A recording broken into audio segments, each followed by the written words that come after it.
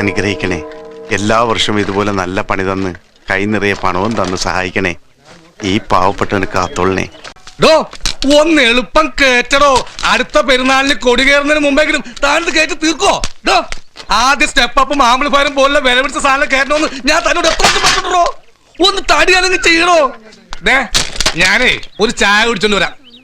ഒരു കൈ സഹായിക്കുകയാണെങ്കിൽ നമുക്കിത് വേഗം തീർക്കാം. പോണ വഴിക്ക് ചായ കുടിച്ചാ പോരെ. ഞാൻ ചായ കുടിക്കേണ്ട സമയം തീരുമാനിക്കേണ്ടത് ഞാനാ, അല്ലാതെ താനല്ല. മനസ്സിലായില്ലേ? പറയുന്നത് കേക്കണോ.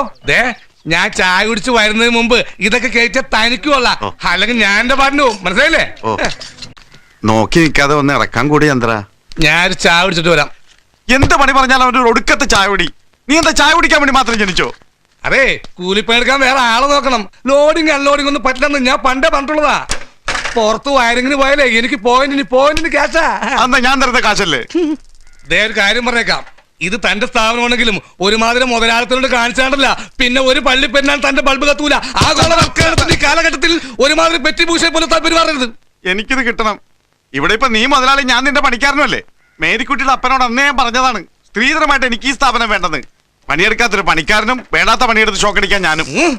എന്ന് ഇയാളെ പിരിച്ചു അല്ലെങ്കിൽ വേണ്ട, ഇയാളുടെ പണ്ടാണെങ്കിൽ ജോലി ഞാൻ രാജിവെച്ചേക്കണം. ഇതെന്താ ടെസ്റ്റർ? എന്റെ രാജിക്കത്ത് ചന്ദ്ര ഓടോ. ഹൈ വോൾട്ടേജിൽ ഒരു ചായ.